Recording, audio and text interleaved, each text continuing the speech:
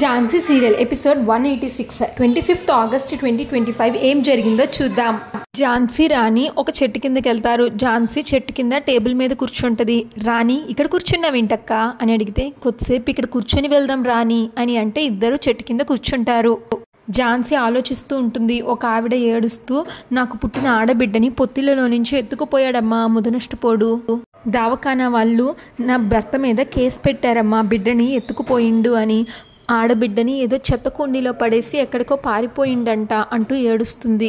అదంతా తలుచుకొని ఝాన్సీ బాధపడుతూ ఉంటే రాణి ఏంటక్క అలా ఉన్నావు అని అడిగితే ఏంటి రాణి ఇది మనుషులు ఇలా కూడా ఉంటారా? తాగుడు కోసం కన్న బిడ్డని అమ్ముకోవడానికి తీసుకెళ్తాడా? అది కూడా పుట్టిన మరుక్షణమే. అసలు ఆ రాజయ్య మనిషేనా? అసలు అలాంటి వాళ్ళు పెళ్ళెందుకు చేసుకోవడం, పిల్లల్ని ఎందుకు కనడం? పాపం ఆ శ్రీవల్లి తన బిడ్డ కోసం ఏడుస్తూ ఉంటే నాకు చాలా కష్టంగా అనిపించింది. దానికి రాణి అక్క ఎక్కువగా ఎమోషనల్ అవ్వకు అని అంటే లేదు ఝాన్సీ లేదు రాణి, రాజయ్య పోలీసులకి అబద్ధం చెప్పుండొచ్చు చెత్తకుండి దగ్గర పాపను పడేశాను అని. కానీ ఎవరికైనా అమ్మేసి ఉండొచ్చు. ఒకవేళ ఆ పాపను అమ్మేస్తే వాళ్ళు ఆ పాపని ఎలా చూసుకుంటున్నారో ఎన్ని ఇబ్బందులు పెడతారో అంటే రాణి అలా ఎందుకు అనుకుంటావక్క? చెత్తకుండి దగ్గర పాపను చూసి ఎవరైనా అనాథాశ్రమంలో చేర్పించుండొచ్చు కదా అని అంటుంది రాణి.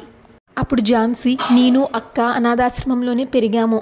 నాకు మా అక్క తోడుగా ఉండేది. కానీ ఆ పాపకి ఎవరూ లేరు కదా, అక్కడ ఎన్ని కష్టాలు పడుతుందో అని ఝాన్సీ అంటే రాణి అక్క స్వీటీ కూడా నీకు చెత్తకుండి దగ్గరే దొరికింది అన్నావు కదా అని అంటుంది. అప్పుడు ఝాన్సీ ఫ్లాష్ బ్యాక్ ఆలోచిస్తుంది. ఫ్లాష్ బ్యాక్లో ఝాన్సీ స్కూల్ నుంచి వెళ్తుంటే తనకు ఒక పాప ఏడుపు వినిపిస్తుంది. ఎక్కడ అని చుట్టూతా చూస్తే పక్కనే చెత్త కుప్పల్లో అప్పుడే పుట్టిన ఒక పసిపాప నేల మీద పడుకొని ఏడుస్తూ ఉంటుంది. ఝాన్సీ ఆ పాపని ఎత్తుకొని చుట్టూతా చూస్తుంది. ఎవరు కనిపించరు. ఆ క్షణంలో ఆ పాపతో నాకు ఏదో తెలియని అటాచ్మెంట్ ఏర్పడింది. పాపను తీసుకొని ఇంటికి వచ్చాను. పాపని ఇంటికి తీసుకొచ్చినందుకు అక్క బావ చాలా సంతోషించారు. నేను ఆ పాపని పెంచుకుంటాను అని చెప్తే నేను మైనర్ని కాబట్టి పెంచుకోవద్దు అని చెప్పి వాళ్ళే స్వీటీని దత్తత తీసుకున్నారు. స్వీటీని కన్న బిడ్డ కంటే ఎక్కువగా అల్లారు ముద్దుగా పెంచి నా చేతుల్లో పెట్టి వెళ్ళిపోయారు. అక్క బావలకి ఇచ్చిన మాట ప్రకారం స్వీటీని వాళ్ళ ఇంటికి తీసుకొచ్చాను. కానీ వాళ్ళకి దగ్గర చేయలేకపోయాను. స్వీటీ అనాథనో లేక పిల్లలంటే ఇష్టం లేకపోవడం వల్ల స్వీటీ ట్రీట్మెంట్కి డబ్బులు ఇవ్వటానికి ఆ ఇంట్లో వాళ్ళు ఒప్పుకోవడం లేదు. ఇక్కడే ఎక్కడో డోనర్ దొరుకుతాడులే అని తేలిగ్గా తీసుకుంటున్నారు. కానీ ఎలాగైనా సరే ఇన్ టైంలో స్వీటీకి ట్రీట్మెంట్ చేయించాలి అని ఝాన్సీ చెప్తే రాణి అక్క నువ్వేం వర్రీ అవ్వకు, ఆ దేవుడు ఎలాగైనా సరే స్వీటీకి సరైన టైంలో ట్రీట్మెంట్ చేయించేలాగా చేస్తాడు అని రాణి అంటుంది. అప్పుడు ఝాన్సీ అవును రాణి, రాజయ్య తన బిడ్డను ఎత్తుకెళ్ళినప్పుడు వాళ్ళ అమ్మ పోలీస్ కంప్లైంట్ ఇచ్చింది కదా పాప కనిపించట్లేదని. అలాగే స్వీటీ తల్లిదండ్రులు కూడా అప్పుడులో పోలీస్ కంప్లైంట్ ఇచ్చి ఉండొచ్చు కదా అని అంటుంది ఝాన్సీ. అప్పుడు రాణి అవునక్క కంప్లైంట్ చేసే అవకాశం ఉంది అని అంటే దానికి ఝాన్సీ మనం ఆ కంప్లైంట్ని పట్టుకుంటే వాళ్ళ పేరెంట్స్ దొరుకుతారు. వాళ్ళు దొరికితే తన బోన్ మ్యారోకి వాళ్ళ పేరెంట్స్ బోన్ మ్యారో మ్యాచ్ అవుతుంది. రాణి అవునక్క నిజమే అని అంటుంది. అప్పుడు ఝాన్సీ మనం ఇప్పుడు డోనర్ గురించి వెతకడం కాదు, స్వీటీ కన్న వాళ్ళని వెతికి పట్టుకోవాలి, పద రాణి అంటే ఎక్కడికక్క అని అంటుంది రాణి. రా చెప్తా అని ఇద్దరు కలిసి వెళ్తారు. ఇంకో పక్కన గౌతమ్ ఒక స్టేషన్కి వెళ్ళి హలో సార్ నేను చెప్పిన కేసు గురించి వెరిఫై చేశారా? 10 years బ్యాక్ రికార్డ్స్ వెరిఫై చేస్తే ఏమైనా క్లూ దొరకచ్చు అని అంటాడు గౌతమ్. అప్పుడు ఆ పోలీస్ అవును సార్ మీరు చెప్పింది నిజమే, కానీ నేను ఇక్కడికి వచ్చి జస్ట్ 2 years మాత్రమే అవుతుంది. మీరు చెప్పిన కేసు గురించి నేను మా కానిస్టేబుల్స్తో డిస్కస్ చేశాను. దానికి సంబంధించిన రికార్డ్స్ మొత్తం ఆ రికార్డ్ రూమ్లో ఉన్నాయి. మా కానిస్టేబుల్స్తో చెప్పి మొత్తం ఒకసారి చెక్ చేయిస్తాను అని అంటాడు. వద్దు సార్ నేను చెక్ చేసుకుంటాను అంటాడు గౌతమ్. అది కాదు సార్ అంటే పర్వాలేదు సార్ నేను చెక్ చేసుకుంటాను అని గౌతమ్ అంటే సరే అదే రికార్డ్ రూమ్ అని చూపిస్తాడు ఆ పోలీస్. థ్యాంక్ యూ సార్ అని గౌతమ్ ఆ రూమ్లోకి వెళ్తాడు. కరెక్ట్గా అదే టైంలో ఝాన్సీ రాణి కూడా అదే పోలీస్ స్టేషన్కి వస్తారు. గౌతమ్ వచ్చిన పోలీస్ స్టేషన్కి ఝాన్సీలా అంటుంది రాణి స్వీటీ దొరికిన ఏరియా ఈ పోలీస్ స్టేషన్ పరిధిలోకే వస్తుంది. ఆ టైంలో ఏమైనా కేస్ ఫైల్ అయిందేమో తెలుసుకుందాం అని చెప్పి లోపలికి వెళ్తారు ఇద్దరు. ఝాన్సీ రాణి లోపలికి వెళ్ళి ఝాన్సీ ఆ పోలీస్ ఆఫీసర్ని అడుగుతుంది సార్ నా పేరు ఝాన్సీ నేను ఒక లాయర్ని అంటే ఆ పోలీస్ ఓ లాయర్ ఝాన్సీ అంటే మీరేనా కూర్చోండి అని అంటాడు. ఏదైనా కేసు పని మీద వచ్చారా అని అడుగుతాడు. ఝాన్సీ అవును సార్ ఒక పాప తల్లిదండ్రుల గురించి తెలుసుకోవడం కోసం 10 years back missing case file కావాలి అని అడుగుతుంది ఝాన్సీ. అప్పుడు ఆఫీసర్, అవునా, ఇప్పుడే ఒక ఎస్ఐ గారు వచ్చి ఆ కేస్ ఫైల్ గురించి వెరిఫై చేస్తున్నారు మేడం అంటే, ఎవరా ఎస్ఐ అని అడుగుతుంది ఝాన్సీ. ఎస్ఐ గౌతమ్ గారు అని చెప్తాడు ఆఫీసర్. అప్పుడు రాణి, గౌతమ్ సార్ మా బావే సార్ అని అడిగితే, అప్పుడు ఆఫీసర్, ఓ మీ అందరూ ఒకే ఫ్యామిలీ అనమాట అని అంటాడు. ఝాన్సీ, సార్ మేము కూడా ఫైల్స్ ఒకసారి చెక్ చేయొచ్చా అంటే, అలాగే మేడం అంటాడు ఆఫీసర్. రికార్డ్ రూమ్ చూపిస్తే థ్యాంక్ యూ సార్ అని ఇద్దరు లోపలికి వెళ్తారు, ఝాన్సీ రాణి. గౌతమ్ ఆ ఫైల్స్ అన్ని తీసి దులుపుకొని ఒక్కొక్క పేపర్ అన్ని చూస్తూ ఉంటాడు. ఝాన్సీ రాణి లోపలికి వస్తారు. ఆ తర్వాత కాసేపటికి గౌతమ్ వాళ్ళని చూసి, ఏంటి మీరెలా వచ్చారు అని షాక్ అవుతాడు. రాణి, మేము ఎందుకు వచ్చామో మేము చెప్తాంలే కానీ మీరెందుకు వచ్చారో ముందు అది చెప్పండి సార్ అని అంటుంది రాణి. అప్పుడు గౌతమ్ ఆ బెంచ్ మీద నుంచి దిగి, ఝాన్సీ గారు మీరు చెప్పిన డీటెయిల్స్ ప్రకారం స్వీటీ దొరికిన ఏరియా ఈ పోలీస్ స్టేషన్ పరిధిలోకే వస్తుంది. ఒకవేళ స్వీటీ వాళ్ళ తల్లిదండ్రులు ఇక్కడ ఏమైనా కేసు ఫైల్ చేస్తుంటే వాళ్ళ డీటెయిల్స్ దొరికితే మనం వాళ్ళ పేరెంట్స్ని పట్టుకుంటే స్వీటీ బోన్ మ్యారో మ్యాచ్ అవుతుంది కదా, అప్పుడు ఆపరేషన్ చేయించడానికి మనకి ఈజీ అవుతుంది కదా అని అంటాడు గౌతమ్. అప్పుడు ఝాన్సీ రాణి ఒకళ్ళ మొహం ఒకళ్ళు చూసుకుంటారు. రాణి, మీ ఇద్దరు భలే సింక్లో ఉన్నారే అని అంటుంది గౌతమ్తో. గౌతమ్, ఏంటి ఏం జరిగింది అని అడుగుతాడు. మా అక్క కూడా మీలాగానే ఆలోచించింది, అందుకే మేము కూడా కేస్ ఫైల్ చెక్ చేద్దామని వచ్చాం అంటే, అవునా అయితే చెక్ చేయండి అని అంటాడు గౌతమ్. ఇంకా ముగ్గురు కలిసి వెతుకుతూ ఉంటారు. ఇంకా రాణి ఝాన్సీ వెతుకుతూ ఉంటారు. అప్పుడు గౌతమ్, ఝాన్సీ గారు చూసుకోండి చాలా రోజులైంది కదా, ఫైల్స్ అన్ని దుమ్ము పట్టుంటాయి అంటే, దానికి ఝాన్సీ, మాకు అలవాటేలేండి, మేము దుమ్ము ధూళి మధ్యలోనే పెరిగాం అని అంటుంది ఝాన్సీ. ముగ్గురు కాసేపు వెతుకుతారు. తర్వాత గౌతమ్, ఝాన్సీ గారు మనం అన్ని ఫైల్స్ చెక్ చేసాం కానీ మనకి ఇన్ఫర్మేషన్ దొరకలేదు, మీకేమైనా దొరికిందా అంటే, లేదండి కానీ నాకు స్వీటీ దొరికింది ఈ ఏరియాలోనే, ఒకవేళ వాళ్ళు కంప్లైంట్ ఫైల్ చేస్తుంటే ఇక్కడే కదా ఫైల్ చేయాలి, స్వీటీ తల్లిదండ్రులు దొరుకుతారని ఎంతో ఆశగా వచ్చాను అని ఝాన్సీ అంటే, గౌతమ్ మీరేం వరీ అవ్వకండి, వాళ్ళు ఈ స్టేషన్లో కంప్లైంట్ ఫైల్ చేసి ఉండరు, ఒకవేళ వేరే స్టేషన్లో కంప్లైంట్ ఏమైనా ఇచ్చుండొచ్చేమో అని గౌతమ్ అంటాడు.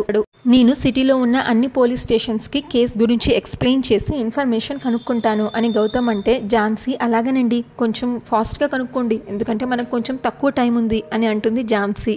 తెలుసండి నేను చూసుకుంటాను పదండి అని గౌతమ్ అంటే, ఇంకా ముగ్గురు అక్కడి నుంచి బయటకు వస్తారు. స్టేషన్ నుంచి వెళ్ళేటప్పుడు ఝాన్సీ కాలు స్లిప్ అయితే గబుక్కున గౌతమ్ పట్టుకుంటాడు.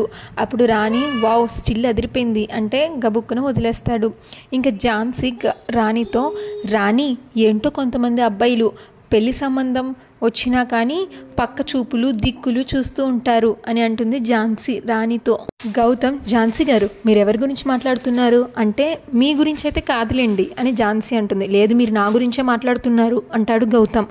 సార్ మీ గురించి ఎందుకు మాట్లాడుతుంది, అక్కేదో క్యాజువల్గా చెప్పింది అని రాణి అంటే, గౌతమ్ లేదు తను నా గురించే మాట్లాడుతుంది, మా ఇంట్లో వాళ్ళు నాకు పెళ్లి సంబంధం చూశారు అందుకే తను ఇండైరెక్ట్గా నా గురించే చెప్తుంది.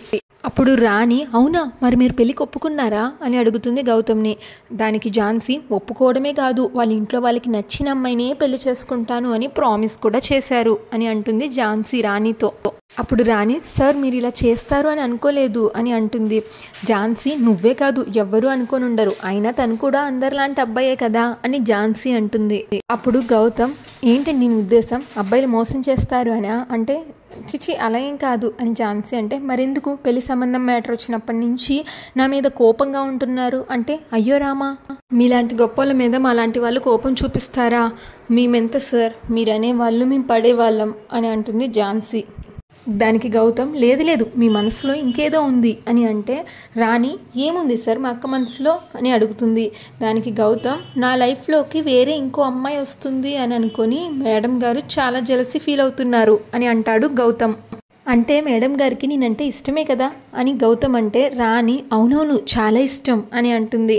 నువ్వు నోర్ముయ్ అని అంటుంది ఝాన్సీ. అయ్యో అనవసరంగా తన మీద అరుస్తారు ఎందుకండి అని అడుగుతాడు గౌతమ్. మనం ఇక్కడికి వచ్చింది ఫైల్స్ చెక్ చేయడానికి, వచ్చిన పని అయిపోయింది కదా ఇంక అనవసరమైన ముచ్చట్లెందుకు అని ఝాన్సీ అంటుంది.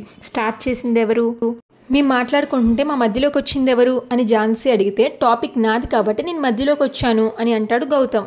అప్పుడు రాణి, సార్ ఏంటి సార్ ఈ గొడవ, మీ ఇద్దరు ఇలా గొడవ పడుతూ ఉంటే నేను చూడలేను, ఇందాక పోలీస్ స్టేషన్లో కూడా మనమంతా ఒకే ఫ్యామిలీ అని అన్నారు, మీరేమో ఇక్కడ ఇలా గొడవ పడుతుంటే ఎలా, పదండి వెళ్దాం అని అంటుంది రాణి.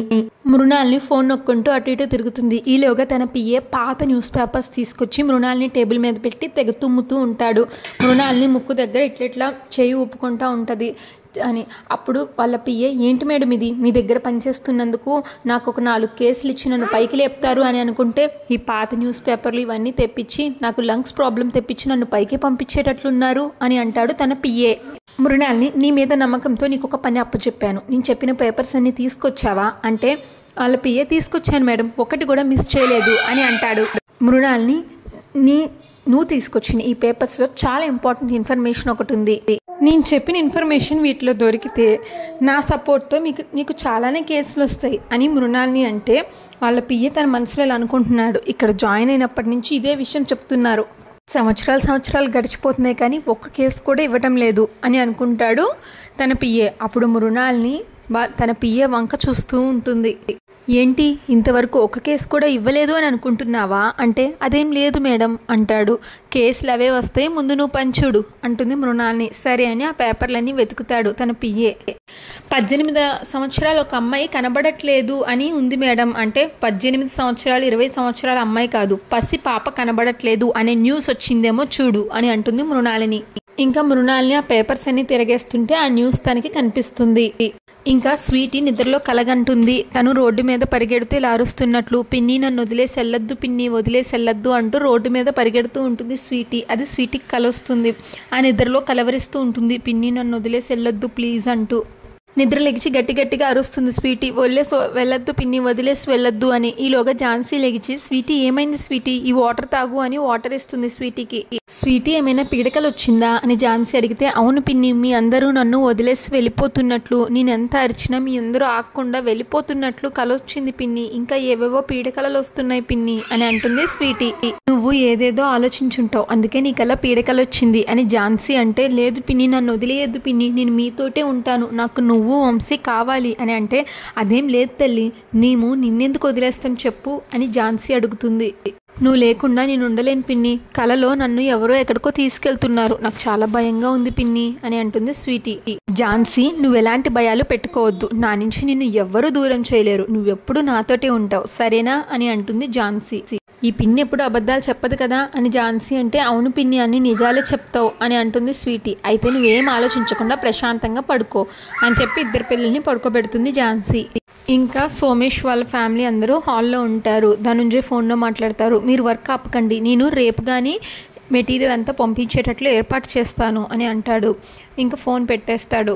ధనుంజయ్, ఏంట్రా మెటీరియల్ అది ఇది అంటున్నావు, మొత్తం మెటీరియల్ ఒకసారి పంపించలేదా అని అడిగితే, లేదు నాన్న, కొంత మెటీరియల్ పంపించాను, మిగిలింది రేపు వెళ్ళి ఏర్పాటు చేస్తాను, రెడీగానే ఉంది అని అంటాడు. లేట్ చేయమాకు, రేపు మాపు అంటే బిజినెస్ దెబ్బతినే అవకాశం ఉంది అని అంటే, అలాగే నాన్న అని అంటాడు ధనుంజయ్.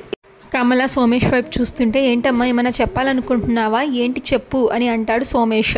రేపు వినాయక చవితి కదా మావయ్య, ప్రతి సంవత్సరం మన ఫ్యాక్టరీలో జరిపించే పూజా కార్యక్రమాలని ఈ సంవత్సరం మన ఇంట్లో కూడా జరిపిస్తే బాగుంటుంది అనిపిస్తుంది అని అంటుంది కమల.